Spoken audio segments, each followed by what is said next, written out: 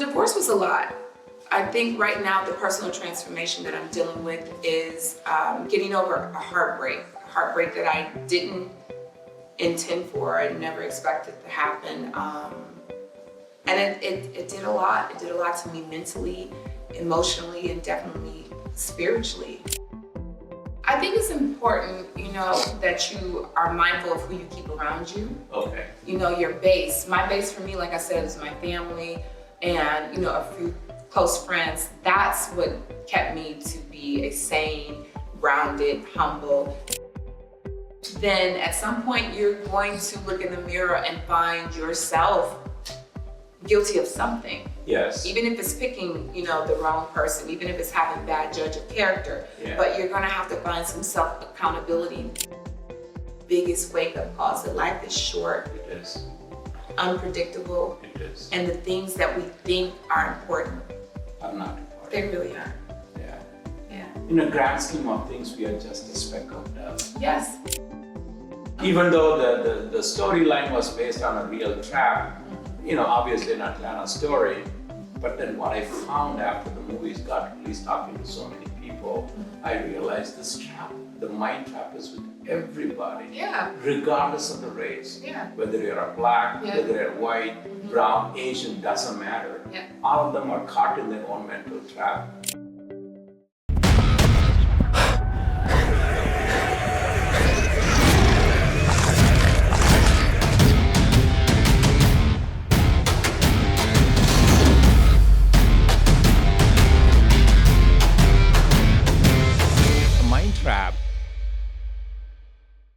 Welcome to this episode of Mind Trap Podcast. I'm here with Deelishis, a fellow Detroiter, reality TV personality, radio personality, entrepreneur. More importantly, it's just not a name, it's actually a mirror of survival and transformation and reinvention of our own personality. In this episode, we're going to talk about how to reclaim your own power. Welcome to the episode, Deelishis. Thank you. So, talk about your journey as a reality TV star. And more importantly, what up though? What up though? And when did you go from Detroit to Atlanta? Let's begin there. Well, I'm from the east side of Detroit. Yes. Better known as the Beast Side.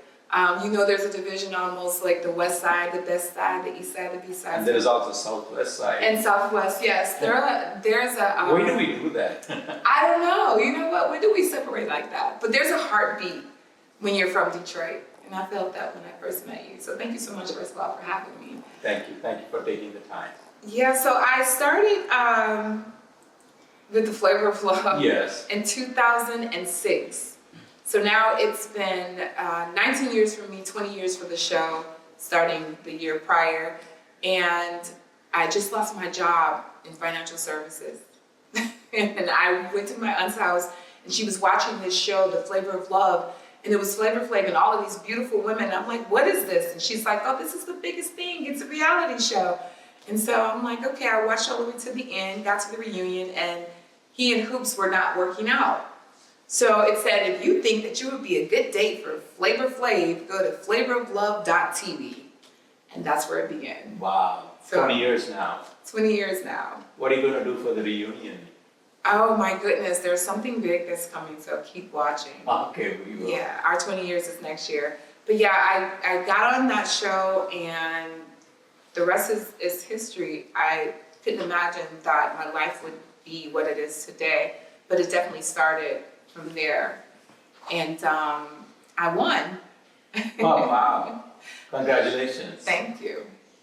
So what's going on with your relationship game? We keep hearing you about your Queen's Code, and are you dating somebody now? I have friends. I date. I'm not committed to anyone. I'm recently divorced. Well, 3 years. I don't know how recent you would say that is, but... I think we can say recent. Yeah, so right now I'm just testing Let's the cut you waters. some slack there. Thank you. So I'm just enjoying myself when it comes down to dating. So how are you going through your own personal transformation during this time? Well, divorce was a lot. I think right now the personal transformation that I'm dealing with is getting over a heartbreak that I didn't intend for, I never expected to happen. And it did a lot. It did a lot to me mentally, emotionally, and definitely spiritually. It felt like a death. It is. Yeah, it was really hard. And so I had to change the way that I moved around in my mind, physically, the friends that I kept. It's just a lot of things had changed for me. And I think the one thing that kept me going was my daughters. And so for that, my personal transformation is about being more spiritually connected, to my life as opposed to my career, because that had become my whole, life. Even when I was married, it was still about my career as far as my train of thought or whatever, or what was important. Since my divorce was become important, is keeping my mind intact and taking care of my girls. Yes, you're right. Divorce is almost like a half death. It is. You're taking a person out of your life. Yeah. Right. What kind of an awareness that you created for yourself that kept you going from a spiritual journey standpoint? Do you meditate? Yes, I needed therapy. You had a therapy. I didn't know that therapy was necessary for me in particular, but I found out from my divorce that it was definitely necessary. Of course, prayer has always been in my life. A lot of people would look at me and assume that I'm more of a sex symbol, but I've always been a praying person. I grew up in a spiritual household.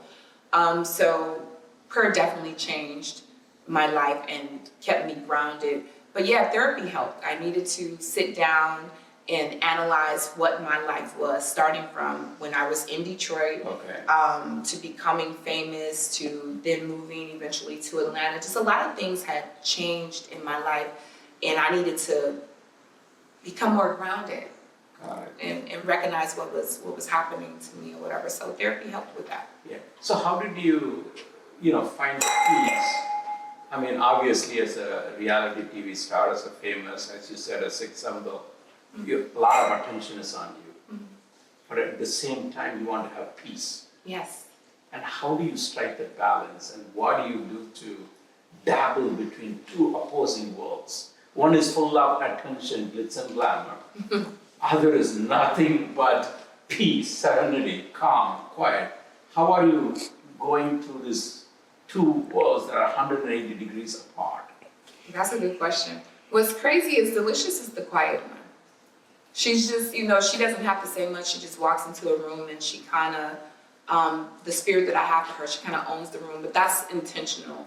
No arrogance with that, but she's quiet. It's London who's the live wire. London is, yes, I love to be with my family and my friends. I'm very funny. I'm not sexy. When Deelishis is turned off, this wig comes off, all this makeup is gone, and I am in my element of smiling, having a good time, and being, upbeat. So what I do to stay grounded is I'm always around my family and my friends. Got it. Yeah. So how do you help other women who go through the similar issues in terms of what would be their self-transformation journey should be? Where do they begin? Where do they begin? How do they begin? And how do they get into the peace like you are getting in there, right? So what are, obviously they can go to therapy beyond that, anything else that you did that helped yourself that can help others. I think it's important, that you are mindful of who you keep around you. Okay. Your base. My base for me, like I said, is my family and, a few close friends. That's what kept me to be a sane, grounded, humble, and decent person. So I think that that's what they have to do is, one, be authentic to themselves and make sure they keep authentic people around them. Yeah. You're absolutely right. In the mind trap, I talk about environmental trap. Yeah.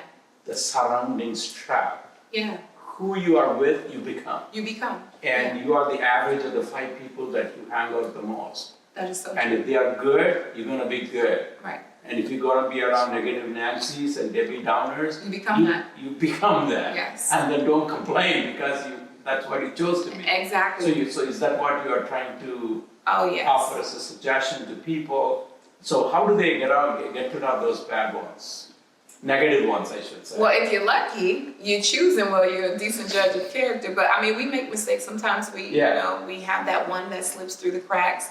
I think once you have that spirit of discernment, that's constantly praying and staying grounded, then you'll realize who that person or those people are. And if you're smart, you just cut it off. You have to cut it off at the root. Because like you said, it's like when they say one apple spoils the bunch. Exactly, yeah. It can actually, you can become affected by having a bad seed around you. What if they don't even know that they have a bad apple in the basket? Good luck. To begin with, yeah. That's when you need that person around you that nudges you and say, hold up now, who is that? What they doing around here? Okay. Because many people, because if they do, they wouldn't be with them, right? You're the right. fact that they're with them, it already tells us that they just don't know. They don't know, obviously. So first is in the knowing. So how do that knowing start to begin? So then they can start taking action in the doing. Yeah, and then you got to know what you want for your environment. You got to know who you are and what it is that you want. Once you know that, then you'll start to recognize those things that you don't want. Yeah, because that itself is a mental trap. Yeah, that is so true. Once you know exactly, if you want peace, some people want that toxicity, whether it's in a relationship or a friendship. Some people are looking for that. Why is that? I don't know. Do they love toxicity? I mean, people are just into, it's crazy, but it's real. Some people are into being toxic or, having a toxic environment. For them, it's fun, it's entertaining. It's definitely a big scope of what we see in the world today. So it's what is popular, unfortunately. You're the problem, you're the issue, you're the reason this is happening. That's just the natural go-to. Yes. But in hindsight, if you're looking not to repeat history, Got it.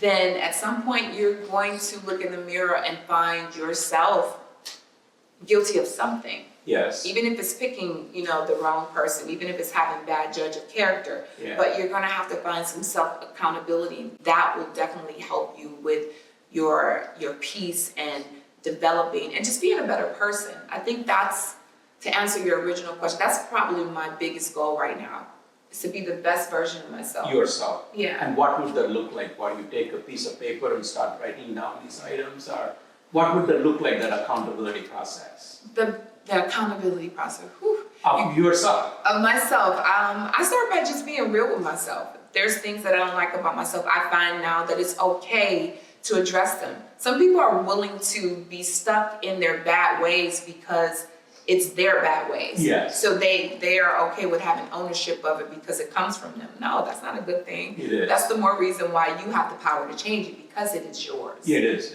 So yeah, I like to. I hear you, because a lot of people want to double down because they on their said so. badness because they said so. Right. And then they double down. That is double ignorant. Yeah. No, if you smell bad, the first thing you're gonna do is take accountability and get in the shower. Exactly. So if you act bad, you should do the same thing. You should clean it up. So I think that was, that's also something that helps me to feel better. I used to think that having a good life meant having things or having power or money or being popular, but it's actually the small things that make a big difference for me in my life now. Well said. And when I changed that, once I changed what it is that interests me, my desires became less and less. Like once I focused on, I like being able to go outside and not have to wear a mask. I never knew how special or a blessing that was until we went through COVID. Got it. And we had to be outside. You couldn't walk into places without having a mask. So I think we sometimes forget. We're just so used to having things or having things our way or being so comfortable that we forget to appreciate or have gratitude for the goodness that's around us. From the grass outside to the trees, the oxygen, all of that. The little things actually I feel more fulfilled with. I feel blessed having my children. I lost my niece in 2023, February 13th. She was killed in a mass shooting at Michigan State University, only 19 years old. Wow. In her medical class. And that was like one of my biggest wake-up calls, that life is short. It is. Unpredictable. It is. And the things that we think are important, Are not important. they really aren't. Yeah. Yeah. In the grand scheme of things, we are just a speck of dust. Yes. Like this moment, this is actually a blessing to behold this conversation. 100%. Yeah, this is a gift. It really is. If you take it that way, it is. Then you won't need so many, you won't spend your money on Birkins. There's nothing wrong with them. Nobody's saying that. Delishis said, don't buy you a Birkin. No. Buy your lady a Birkin, or ladies buy yourself a Birkin. But for me, I want to do something else with that $25,000. I used to, because it was the popular thing to do, but that was another toxic trait. I was doing things that other people thought were cool, and I would miss out on doing the things that I actually thought was cool. You talk so much about family, you talk so much about your daughters. Mm-hmm. How important are they to you?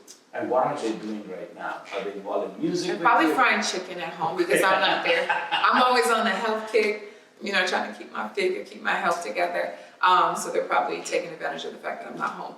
But no, my girls are great. My oldest daughter is Jasmine, she's 26. Okay. And my youngest, Lexington, she's 15. They're my rock. We're the golden girls. Okay, got it. Me for the age, but them just because they're golden.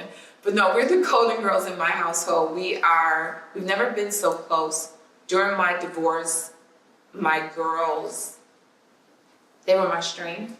Got it. And I felt bad for that because your kids, you're supposed to be their strength. Yes. But I learned that, family and I was listening to an interview you had just recently with Headcraft, how he said the village.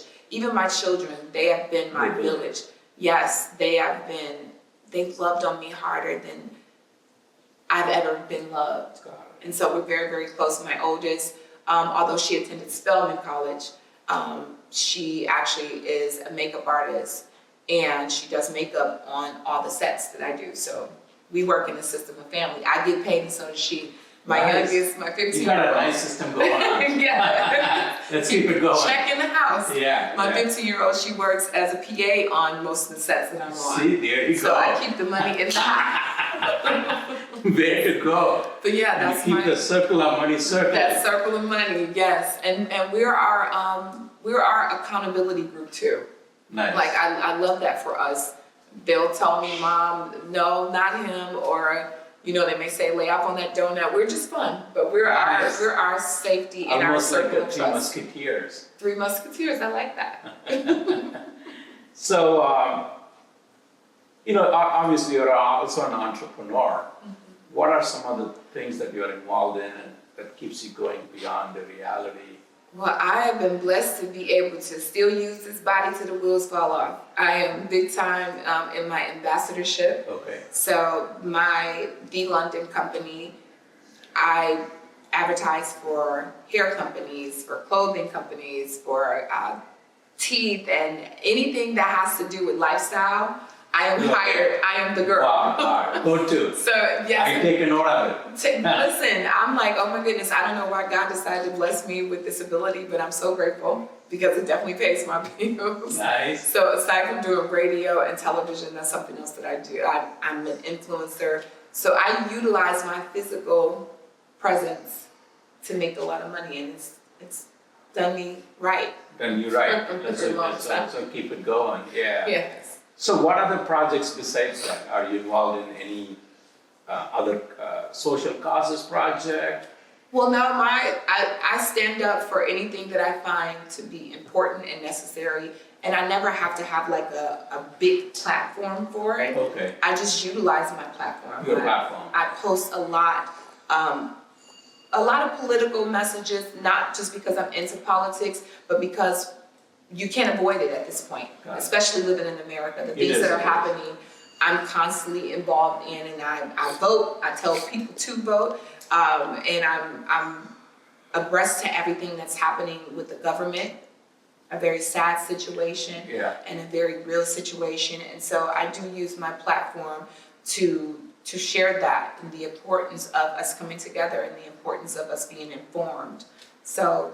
Yeah, I didn't create anything special other than just using my platform for it. So what do you think about the AI and how it's going to impact the influencing in the years to come? Well, from your own personal take. Because I'm from the 1900s. I I am from the old school, and I do understand the idea of candle to lamp and how that was, a big invention that made a difference. But I think we just become entitled and lazy. And I know a lot of people that are watching this at home is going to disagree, and that's okay too. You have the right to do that. But for me personally, I'm old school. I believe that critical thinking is starting to become obsolete because you have programs like Chat such and such and these other programs where you can have it to think for you, have it to speak for you, have it to put things together. I understand people say, well, we can, save time because that's the biggest commodity or whatever. But really, we're looking to jump to a destination and we're not appreciating the journey getting there. Like, we are just so entitled that we want everything like fast food, like microwavable. And I think that it's fast forward in our lives, fast forward in the world, and we're trying to hurry to get somewhere fast and we don't even really know where we're going. Makes sense. So I think sometimes we need to slow down so we can have more of appreciation for what it is that we already have. How is God going to bless us with more when we have a lack of appreciation for what already exists? Yeah, you are right, Deelishis. We live in a microwave culture. Yeah. And we talked about it earlier in another show, where the duration of people want to watch keep on reducing, right? Yes. I mean, from a long form we came to short form, now from a feature film, we are going to short film, and the attention span is so small. It is. It is, yeah. Like and we're losing the value of the mind. Yeah. Like where are we going? Where are you in a hurry to go to? Exactly. Like, sit back and watch the sun go down. Sun is still doing the same thing. The same thing with no problem. It hasn't changed It at all. ain't broke. Why are we trying to fix it? But I mean, I get it. It's not something that's going to be, in my control. But if you ask me, I come from an age or a time where we were a part of tending to the land, tending to the things that we wanted. We worked for them physically and mentally. So now to have, digital items that does everything for you, what's happening with your mind, what's happening with your capability. I think the average man back when I was growing up, if my car broke down, they can come and pop the hood and fix it. Or if I needed my grass cut, they knew to come and get it done. Now, if I ask the average 16-year-old, can you please come and help me to change this tire? What tire? There's tires on these cars. Did you forget? Yeah, they forgot. Come cut the grass. What do we use to do that with? I mean, I know. It's lazy. It's completely changed. Yeah, in the name of technology, you're right. We've become a lot more lazier than ever before. Yeah. But I don't know where this is headed with ChatGPT, with all these AI tools. I'm not sure with the extra time that we have, I don't know what we are doing with it. I agree. Is our happiness increasing? No, it is not. Actually, the stress level is increasing. You see people that are dealing with more depression. You see poverty. You see separation, a lot of divisiveness. Systemic racism is at an all-time high. It's just really, we need to slow down. I like how Chick-fil-A and Hobby Lobby is closed on Sundays. Maybe the internet and all that other stuff should shut down. Like, so what do you propose? Shut down on Sunday? Shut down on Sunday. Okay, no more internet. Maybe Saturday too. Like, people gather with their phones first thing in the morning. They don't gather with prayer. They don't gather with family. Some of them don't even gather their children. Their kids are getting themselves off because they're either tired from being up all day, sharing memes, including myself, or they're exhausted because right now, if you opened up your cell phone and you went to your popular page, there is so much going on. The phone is doing this. Yeah, I know. Like, everybody is just doing something while doing nothing. And the biggest goal is to get paid, to have money. For what? Like, I don't understand, no disrespect, because I understand you do well for yourself and so do I. We work hard and this is the environment that we're in, so we get it. But it feels weird to be a billionaire in the same country where there's so much poverty. 100%. 100% Deelishis, yeah. It's still, there are so much issues to be resolved. I mean, obviously, you and I come from Detroit. One other thing I'm looking at Detroit is that the literacy rate of Detroit is only 47%. Exactly. That people can't read or write. Read or write. Which means 53% of the people cannot read or write. And we live in such a rich country. Yeah. And this is so fundamental to read or write, and we are way behind. And so behind, and right. not only that, we're so, like... Right, you're absolutely right, right? Why are we making a mockery of our democracy? Like the idea of the people that we decide are going to be in charge, we don't take that seriously enough. Yes. Like that is a part of the influence yes. of our country. Like it's, I think everything right now is about digital and money and weird stuff. And then yet, as fundamental as reading or writing, mm-hmm. and then reading, if one is not able to read or write, over time that puts them on the wrong side of the law. Absolutely. Because they're more likelihood to do something to survive. Ignorant. It's like we're becoming barbaric. Exactly. Yeah. And so that is, you're absolutely right. When we have so much of pressing, mm-hmm. high priority issues that we must address, mm-hmm. and then yet, we keep on chasing different things that don't even exist. Right, no. All these issues that we create, and then, we want to have a fight. Right. Just for the heck of having a fight. Of having one. Yeah, and those are imaginary. Lately, you're right. I mean, we talk a little bit of politics, but mm-hmm. some of these issues, to me, it doesn't even exist. They don't. It's the fundamental stuff. It's the simplistic stuff. The simplicity should be what we're focused on. Yeah, I mean, the harvesting, the sharing, the gathering. Those are, to me, the traditional American value. Yes. And why are we getting hung up on red state and blue state? The only thing that we should worry about is the green state. And the United States. The United States of America. Exactly. All that division is ridiculous. Yeah. Other countries are looking at us like... Crazy. We call ourselves the United States, and we are acting as if we are divided states of America. They should change the name, and be careful, he might. DSA? Our president might say, I decided this is going to be the DSA, the Divided States of America. Yeah, you never know. It's sad. Yeah, it's so the other thing I wanted to ask you is about the Mind Trap podcast, right? So in there, we talk about how people, it is really their mindset that is holding them back. Yeah. So one of the examples I want to give it to you, right, is more like people, it's like a bird caught in a mm-hmm. cage. Mm-hmm. And sometimes, the feathers are cut off and you put the bird, but the feathers are released and the cage is open, but the bird still keeps going back. Right. So like that, a lot of us are conditioned in the mindset.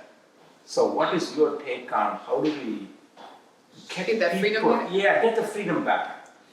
Right, you talk about so much in your own journey about self-awareness.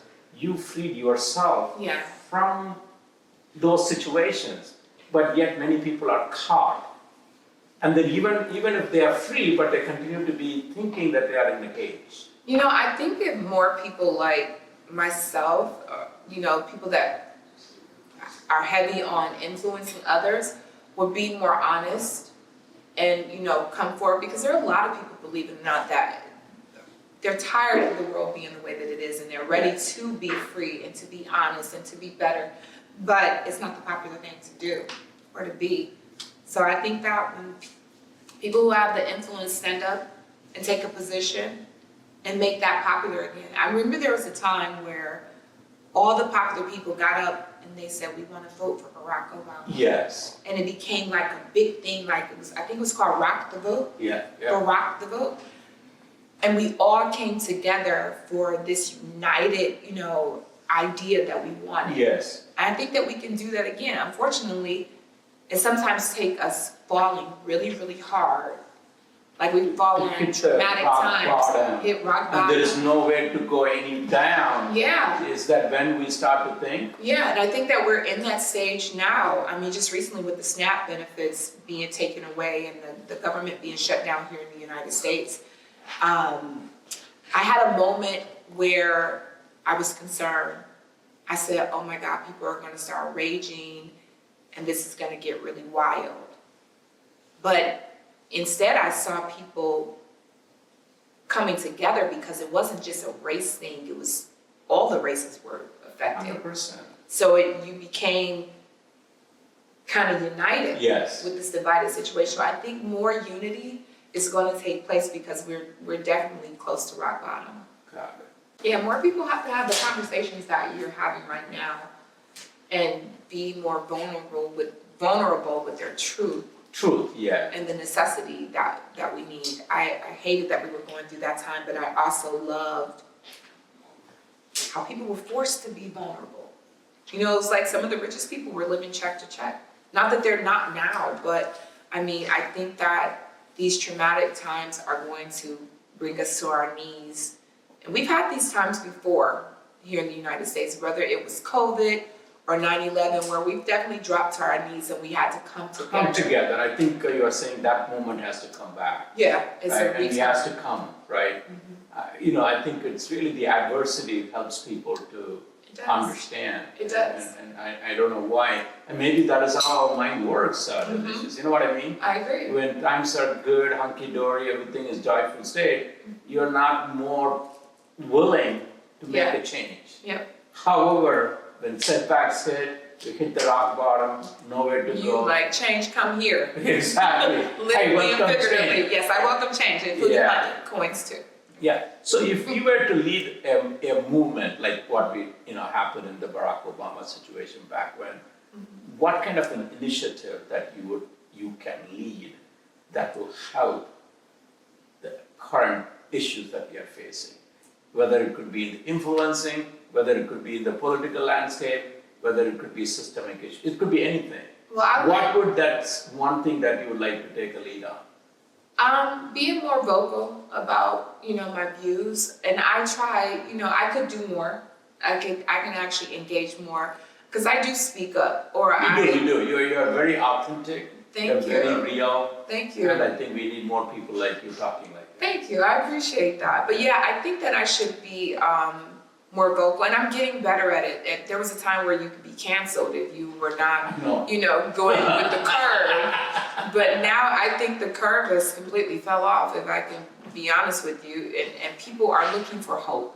People are looking for those conversations. They're looking for people like myself to actually, encourage them. Yeah, and have an open conversation. Yeah, and be relatable. Yeah, and you're not prescribing anything. Right. All you are is opening up the conversation. Exactly. Can we not have a conversation? Let's have a conversation. We actually have more in common than we'd like to admit. 100%. And so I think those conversations make you feel like this is still your village. Yes, This is still your community. This is still, the United States. United States. I'm glad that you said that, Deelishis, because that's really what I got out of this Mind Trap podcast.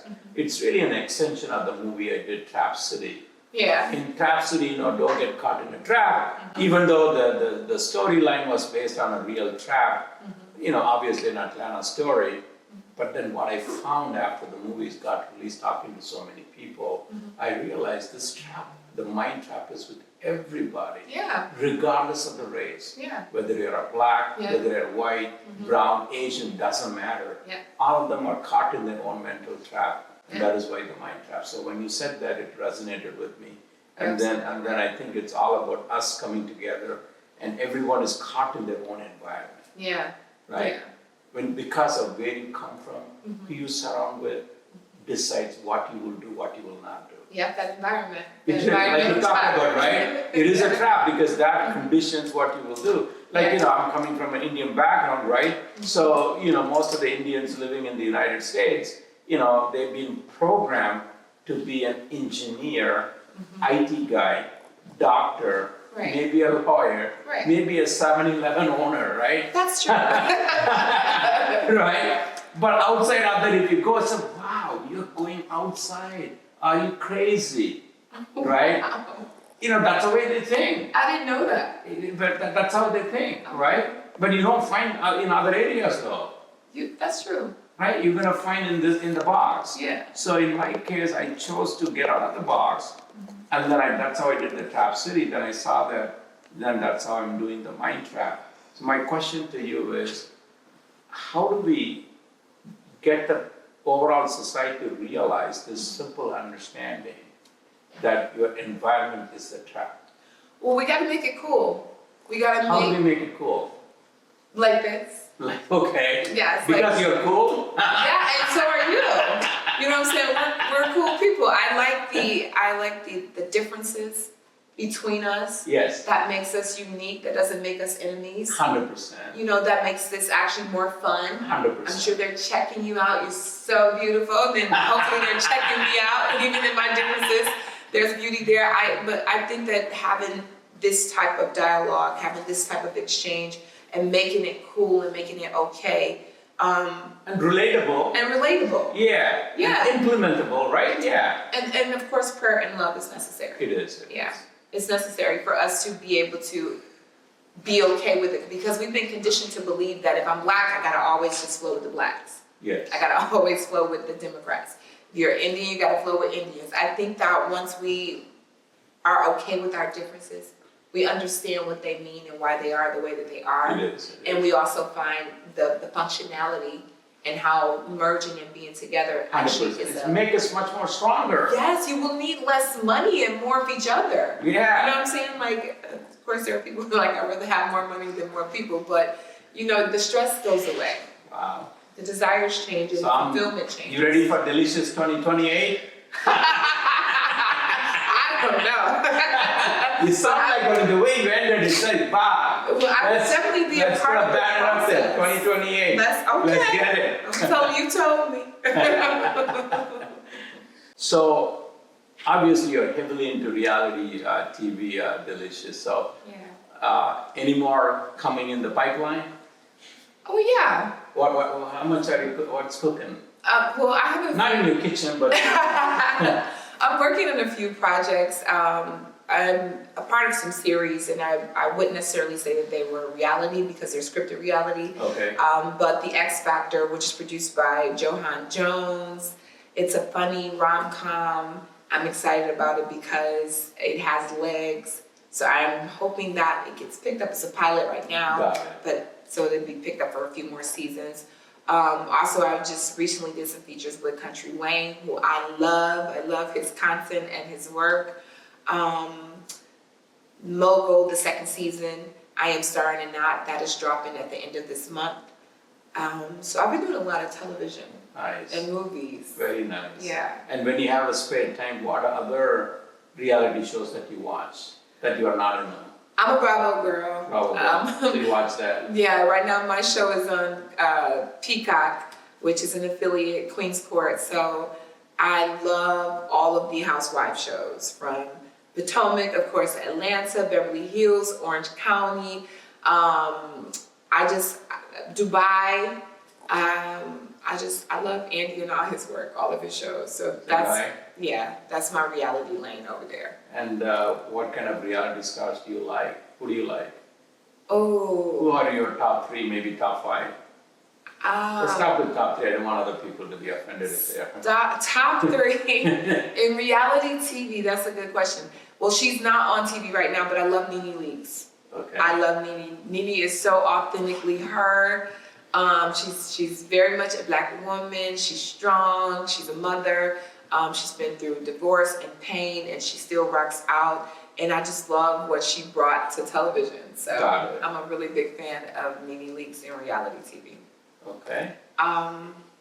Another one. Wow, that's a tough one because I have so many friends. I know. I have so many friends. I love all of y'all ladies. Exactly. But y'all are the bomb. But yeah, I love her. I love Nene. Okay, so I'm curious, is there something like that's an Indian tradition with Christmas that we wouldn't know about? You would only know if you were Indian. No, I mean, it's the same, right? Because even in India, even though it's a Hindu country, we have 130 million people that are Christians. Oh, really? Yeah, we have a lot of churches in India. Okay, I didn't know that. Same mass like here. In fact, it's even more spectacular over there. Really? Yeah. What does that mean? Meaning people really go in masses to the max. Okay. Here, the number of people going to the church is getting less and less.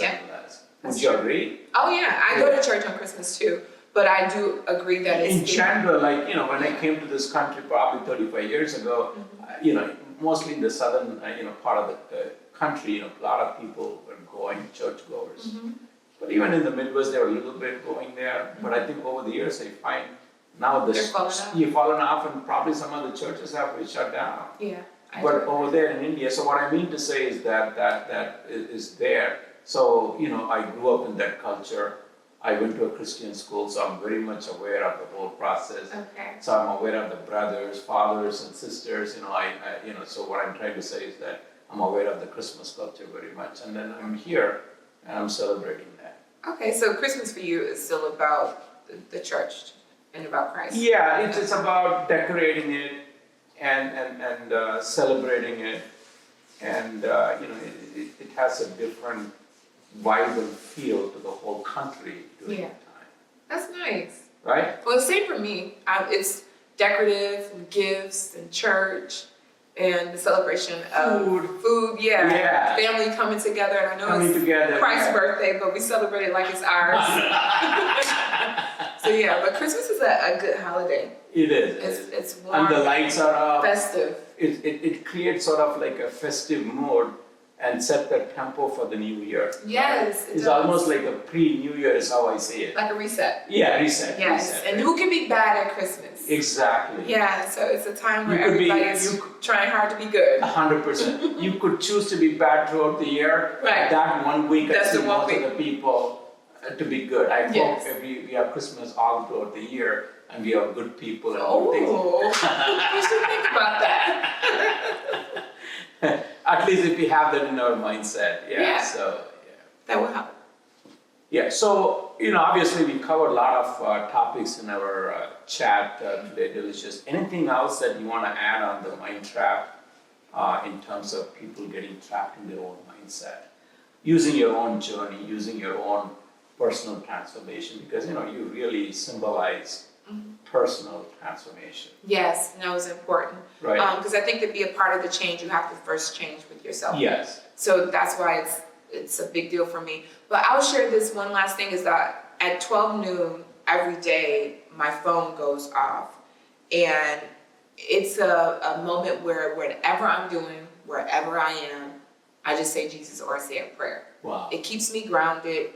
It brings whatever I'm doing into a peaceful focus, because I don't know what I'm doing at noon. I could be in the gym, I can be on an airplane, but when my phone goes off at 12 noon, I immediately think of prayer. Got it. And that helps me to be peaceful. 100%. Or it brings it back to... Bring to the ground reality, to the right? ground reality. Yeah, you may be going through all that. It's almost like a reset within a day. A reset within the day, And I think if you find something that brings you peace and gratitude, you should schedule it in your day. Our phones allow us, you set alarms for it. We're gonna have our hair appointments set, our nail appointments set, all these other things in our life. I think that you should set a reset for you to, hone your peace every day. I know you talk so much about self-awareness, and I think this one technique that you have raises your awareness within a day. And I'm going to walk away with that. Probably I will set a time for myself to instill awareness within the day if I fall off. Because the mind tends to drift. Yes. And we need to remind ourselves. So it looks like your phone is your chief reminding officer for you. Yeah, there you go. I'm using something in AI form. Ain't that something?